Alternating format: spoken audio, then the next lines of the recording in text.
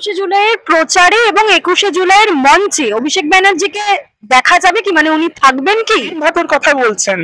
তৃণমূল কংগ্রেস একটা গরিব দল। তৃণমূল কংগ্রেস যদি মানুষকে, যারা আসছে তাদের জন্য দুপুরবেলা মানুষে খাবে না? আপনি বলুন তো, যারা এই কথাগুলো বলে নাকি 21শে জুলাই সংসদের অধিবেশনও শুরু হচ্ছে, তা নিয়ে রীতিমতো ক্ষুব্ধ তৃণমূল। এটা তো ভাবাই যায় না। দেখুন, মমতা বন্দ্যোপাধ্যায় তৃণমূল কংগ্রেসের পার্লামেন্টারি পার্টিরও চেয়ারপারসন। 14 জন শনিবার শীর্ষ নেতৃত্বের নির্দেশে 21শে জুলাই নিয়ে প্রস্তুতি বৈঠক হলো ভবানীপুর। দেখুন, মেগা সমাবেশটা তো হতে চলেছে 21শে জুলাই। 21শে জুলাই তৃণমূল কংগ্রেস শহীদ দিবস হিসেবে পালন করে, আজ থেকে নয়। সেই 1993-তে যখন এরকম ভাবে এতজন যুব কংগ্রেস কর্মীকে মারা হয়েছিল, তারপর থেকে মমতা বন্দ্যোপাধ্যায় চিরকালই শহীদ দিবস পালন করেন। এবং শহীদ দিবসের একটা প্রস্তুতি তো করতেই হবে। আমাদের জেলায় জেলায় সমস্ত জেলা থেকে, আমাদের 35টা সাংগঠনিক জেলা, সেই প্রত্যেক জেলা থেকে কর্মী সমর্থকরা তারা কলকাতায় আসে। তার অ্যারেঞ্জমেন্ট সমস্ত কিছু করতে হবে। তাদের বাসের অ্যারেঞ্জমেন্ট, ট্রেনের অ্যারেঞ্জমেন্ট, থাকার অ্যারেঞ্জমেন্ট পুরোটা করতে হবে। তো এর জন্য সমস্ত জেলার প্রেসিডেন্ট, জেলার চেয়ারম্যান সহ রাজ্য নেতৃত্ব তারা আজকে সুব্রত বক্সির সাথে বসেছিলেন এবং সেখানে একটা রূপরেখা ঠিক হয়েছে যে কিভাবে 21শে জুলাই পালিত হবে। তো মেগা সমাবেশটা আজকে না, সমাবেশটা সেদিনকে। এবং সেদিনকে আমাদের মাননীয় চেয়ারপারসন মমতা বন্দ্যোপাধ্যায় সেদিন তিনি কি বার্তা দেন তার দিকেই আমরা সবাই মুখিয়ে তাকিয়ে আছি। 26-এর আগে শেষ 21শে জুলাই কতটা চ্যালেঞ্জিং হতে চলেছে বলে মনে করছেন? দেখুন, 21শে জুলাই প্রত্যেক বছরই আগের বছরের রেকর্ডকে ভেঙেছে এবং এবছরও সব রেকর্ডকে ছাপিয়ে যাবে বলেই আমরা আশাবাদী। 26-এর নির্বাচনেও দেখুন, নির্বাচনটা একটা ফোরগন কনক্লুশন যে কি রেজাল্ট হতে চলেছে। আমরা বুঝতেই পারছি যে তৃণমূল কংগ্রেস আবারও আগের বারের থেকেও বেশি মেজরিটি নিয়ে এবার ক্ষমতায় আসতে চলেছে। এবার সেখানে একটা মানুষের উদ্দীপনা, কর্মী সমর্থকদের উদ্দীপনা সেটা থাকেই। এবং যারা তৃণমূল করে তাদের জন্য 21শে জুলাইয়ের একটা আলাদা আবেগ, একটা আলাদা তাৎপর্য সবসময় রয়েছে। এতজন যুব কংগ্রেস কর্মীকে খুন করা হয়েছিল শুধুমাত্র তাদের ভোটাধিকারটাকে সুনিশ্চিত করার এই দাবিতে। তারা নো আইডেন্টিটি নো ভোট এই দাবি নিয়ে যে মমতা বন্দ্যোপাধ্যায় আন্দোলন, সেই আন্দোলনের উপরে একটা শান্তিপূর্ণ আন্দোলনের উপরে যেরকম ভাবে জ্যোতি বসুর সরকার সে সময় নির্বিচারে গুলি চালিয়েছিল, 13টি তরতাজা প্রাণকে খুন করেছিল, রাষ্ট্রীয় সন্ত্রাস হয়েছিল, সেই দিনটা আমরা ভুলে যাইনি এবং আর কোনো পুনরাবৃত্তি অন্তত মমতা বন্দ্যোপাধ্যায় সরকারে আমরা দেখিও নি। এটা মামাটি মানুষের সরকার এবং প্রত্যেক বছরই আমরা এটা আমাদের একটা শপথ নেওয়ার দিন যে তৃণমূল কংগ্রেস বা তৃণমূল কংগ্রেসের সরকার মামাটি মানুষের জন্য কাজ করবে।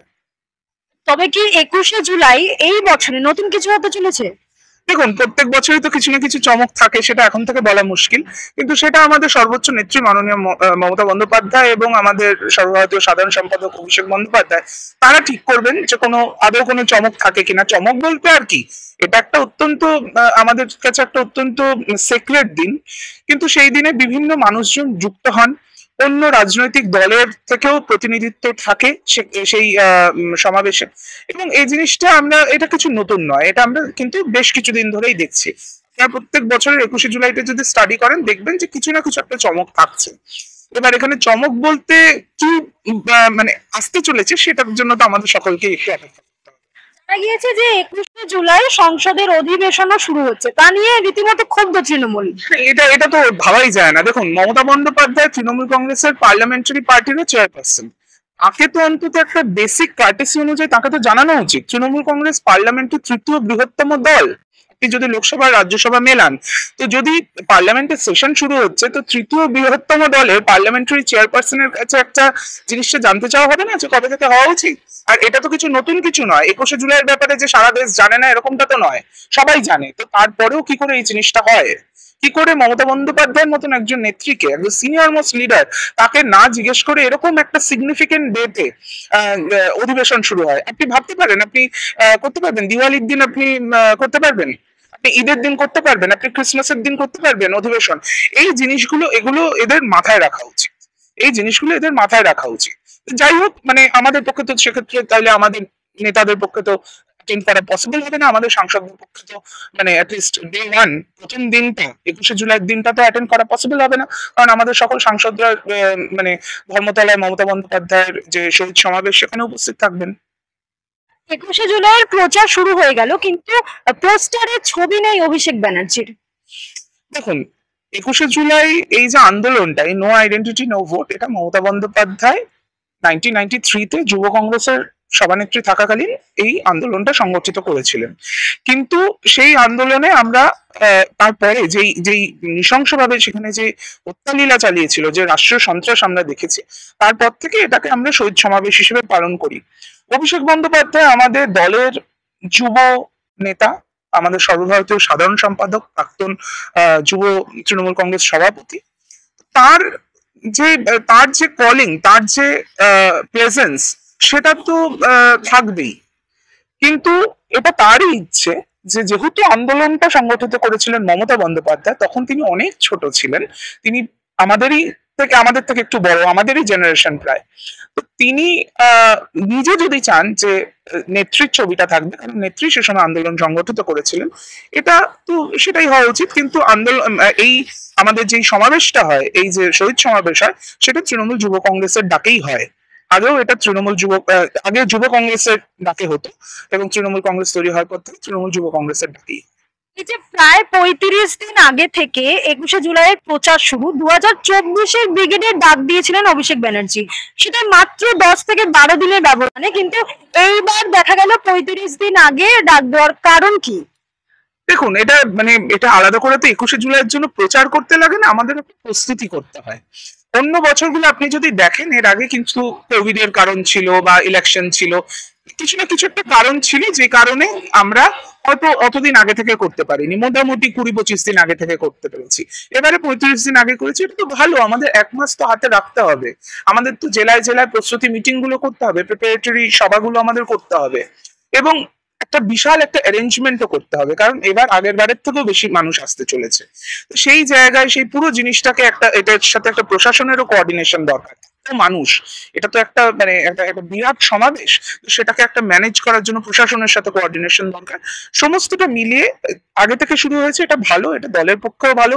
আজকে তো মাননীয় রাজ্য সভাপতি সুব্রত বক্সির বাড়িতে বৈঠকও হয়ে গেছে। তো আমি মনে করি এটা ভালো, একটু আগে থেকে প্রিপারেশন নিলে জিনিসটা সুষ্ঠুভাবে হবে বলে আশা করি। গত বছর 10 থেকে 12 দিনের ব্যবধান, এই বছর 35 দিন, তাহলে কি কোথাও গিয়ে তৃণমূল নড়বড়ে অবস্থায় রয়েছে বলে মনে করছেন? না, একদমই নয়। বলছি তো, এটার প্রিপারেশন আপনি যত আগে থেকে নেবেন ততই তো ভালো, সেই জিনিসটাই হওয়া উচিত। আর প্লাস আরেকটা ফ্যাক্টর, আমি এটার বিশ্লেষক হিসেবে যদি আমি বলি, যে দেখুন, আমাদের বেশ কিছু জেলাতে কিন্তু নতুন সভাপতি, নতুন চেয়ারম্যান এসছে, তাদেরকেও কিন্তু কাজকর্মটা একটু বুঝে নিতে, বা এত বড় একটা প্রোগ্রাম, সেখানে তার জেলা থেকে ধরুন এই হাজার হাজার লাখ লাখ মানুষ আসবেন, তার প্রস্তুতিটার জন্য তাদেরকেও একটু সুযোগ সময় দিতে হবে। সেই জন্য যদি 35 দিন আগে হয়েছে, কোনো অসুবিধা তো নেই। আর আজকে হয়েছেটা কি, আজকে তো আমাদের যে পোস্টার, সেটা রিলিজ হয়েছে, সেখানে বলা হচ্ছে ধর্মতলা চলো। এবার এই জিনিসটা এটা মানুষ জানে, এটা মমতা বন্দ্যোপাধ্যায়ের ডাকে, মমতা বন্দ্যোপাধ্যায়ের দিক নির্দেশিকা শুনতে এবং সেটাকে পালন করতে মানুষ যাবে। এবং অবশ্যই যেহেতু এটা ইলেকশন ইয়ার, দিদি এখান থেকে কি বার্তা দেন, সেটার দিকে আমরা প্রত্যেকে তাকিয়ে আছি, সেটার দিকে আমরা শুনবো এবং সেই অনুযায়ী কাজ করব, এবং বিজেপি এবং অন্যান্য বিরোধী শক্তিদের পরাস্ত করব, এটাই আমাদের কাজ। 21শে জুলাইয়ের প্রচারে এবং 21শে জুলাইয়ের মঞ্চে অভিষেক ব্যানার্জিকে দেখা যাবে কি, মানে উনি থাকবেন কি? অবশ্যই, এটা নিয়ে কোনো ভাবার কোনো জায়গাই নেই।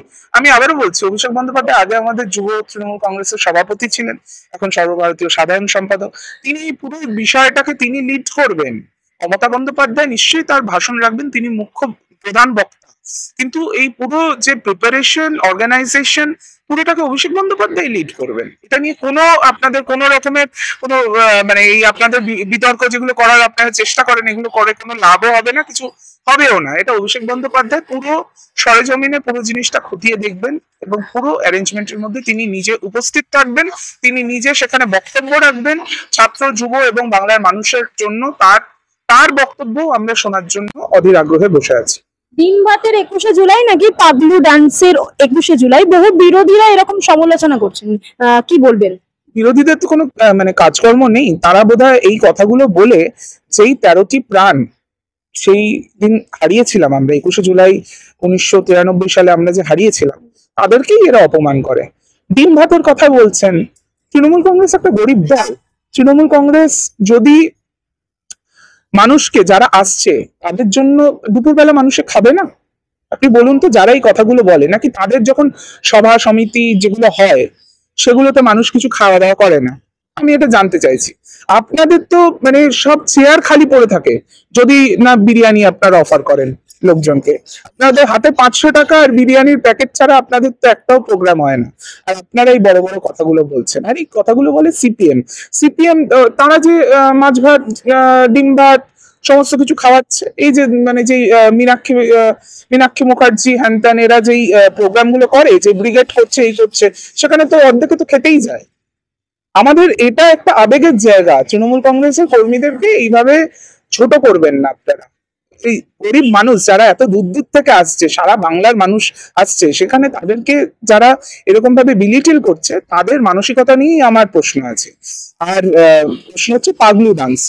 কোন কালে একবার কোনো একজন এন্টারটেনার, একজন অভিনেতা, তাকে একটু কিছু বলতে বলা হয়েছিল, সেই সময় তিনি রাজনীতির মধ্যে ছিলেনও না, সেই সময় তিনি তার ফিল্মের একটা কলি তিনি উদ্ধৃত করেছিলেন, সেইটাকে নিয়ে যদি মানুষ এখনো যদি এরা যদি এই ধরনের কথাবার্তা বলে, আমি আবারও বলছি এটা তাদেরই মানসিকতা, মানে সেটারই পরিচয় পায়। কারণ তৃণমূল কংগ্রেসের জন্য এটা শহীদ দিবস, এবং শহীদ তর্পণ করার জন্যই আমরা সেখানে যাই, মমতা বন্দ্যোপাধ্যায়ের বক্তৃতা শুনতে যাই। সেখানে বিভিন্ন গুণীজন তারা আসেন, বিভিন্ন সেক্টরের মানুষজন, বিভিন্ন ফিল্ডের মানুষজন সেখানে তারা আসেন, অ্যাক্টর অ্যাক্ট্রেসরা আসেন, খেলোয়াড়রা আসেন, ইন্টারেস্টরা আসেন, বিভিন্ন মানুষজন আসেন, শহীদ পরিবারের মানুষজন আসেন। তাদেরকে যদি কিছু বলতে বলা হয়, তাদের যদি কিছু এনাক্ট করতে বলা হয়, মানে আমি এর আগে আমার মনে আছে সুভাষ প্রসন্ন ছবি এঁকেছিলেন, এর আগে আমরা দেখেছি যে তৃণমূলের যে ব্যান্ড আছে তাদের তরফ থেকে সেখানে গান গাওয়া হয়, এই জিনিসগুলো হয়েই থাকে, পার্ট অফ আওয়ার কালচার।